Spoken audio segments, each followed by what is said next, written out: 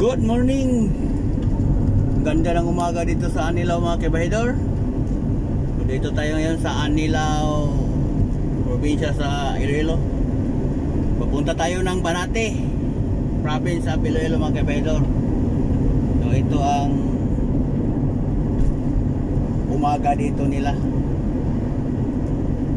Congratulations sa mga nanalo sa eleksyon kahapon.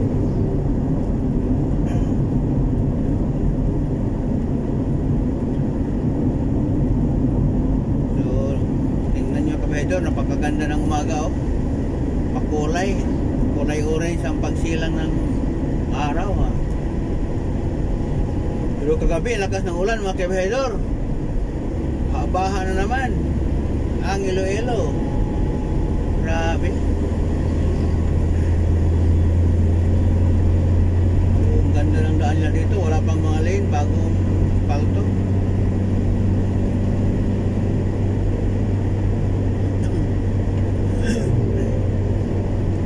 Long distance drive na naman tayo mga kabahidor.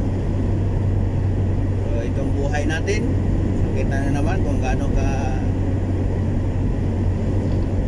straight tong kasada.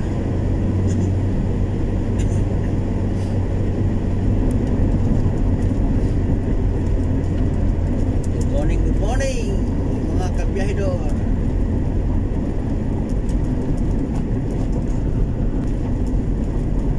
Morning sa ating lahat.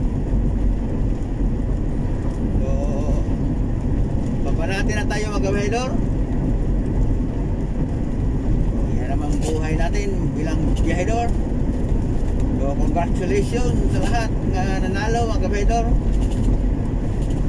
Sana naman hindi kurap ang nanalo ngayon. Pag kurap, tayo rin ang kawawa. Dami na din parang pira. Ang mga ano ngayon kabahidor, ang mga leader, tiba-tiba. Kasi ang iba hindi nila binigay sa mga membro nila eh.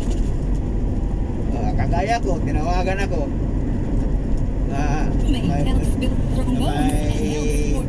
May pira daw. Ano daw? So, hindi ko naman kinuha yun. So ang benefit yung leader, hindi naman yung masauli sa politiko, di ba? Talaga naman. Kaya sa tuwing eleksyon mga kabahidor, ang tiba-tiba talaga ang kumikita yung mga leader talaga. Pamilya ng mga leader, yun ang kumikita, mga kakilala. Pero bandang huli, wala pa rin mangyayari sa inyo. Ang pera paggaling sa hangin, lilipad din yan parang hangin. So, yan lang kabahidor. Yung mga politiko nga natalo ngayon, malaki ang ginagastos. Masabi ko, buti nga sa inyo. Maraming salamat.